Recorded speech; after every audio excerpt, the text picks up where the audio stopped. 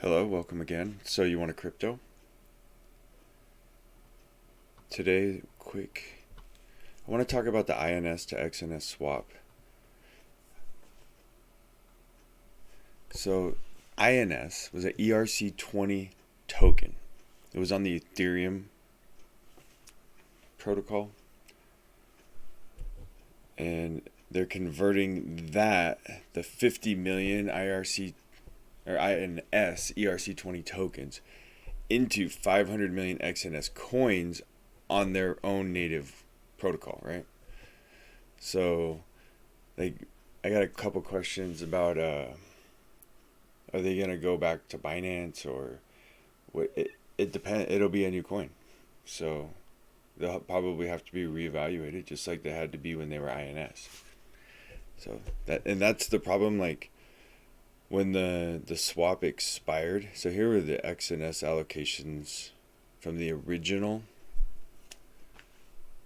And then since then, these have all been updated to a total supply of 500,000, no vesting, all XNSs in circulation. The initial coinomics for XNS were introduced due to plans to deal with U.S. persons. This implied complying with SEC regulation.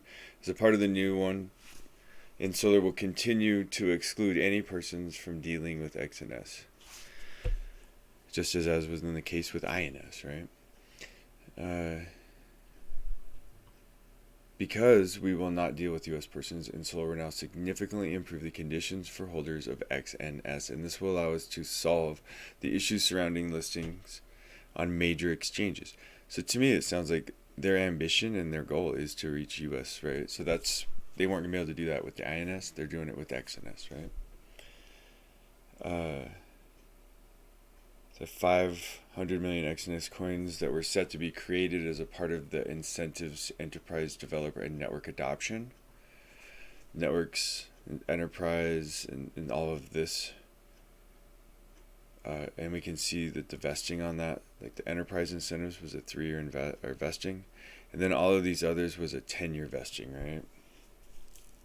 So basically this is all gone. 1, 2, 3, 4, 5. So now we just have the public allocation of the original first 50%, and this 3-year vesting is over. Alright, so that's why it takes a second, or the process of the Binance exchange was changing 2 different tokens from 2 different protocols.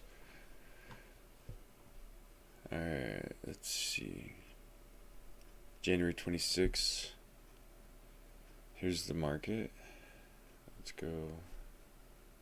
Sometimes it's easier to follow on. Yeah, whatever. Let's look at XNS. Yeah, see, we look good. We took that big correction there. And now, man, what are we?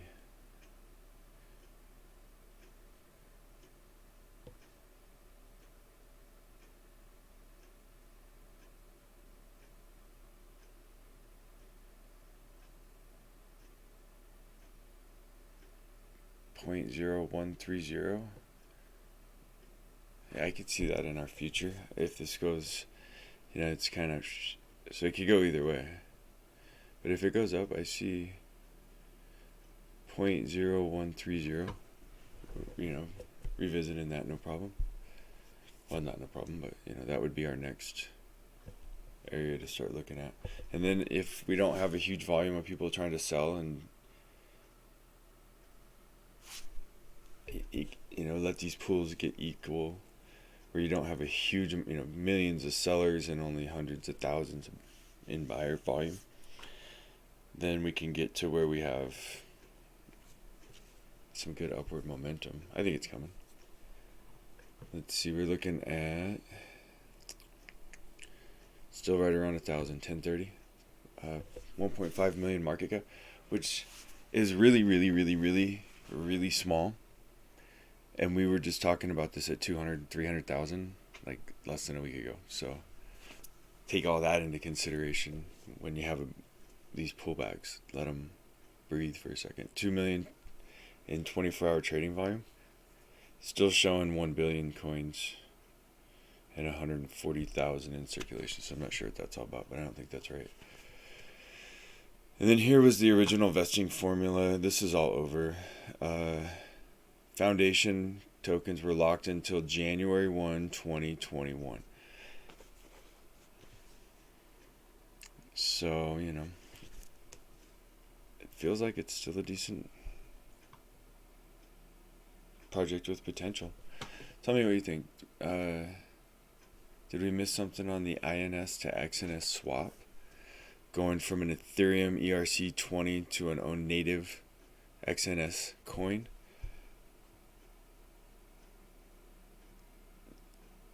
We kind of understand why the ratio was different and so on. We were basically, to me, kind of like starting over. This is what we wanted to start with, and we left this whole thing behind. So, comment, subscribe, like. I hope to keep updating these as I can. Alright, cheers.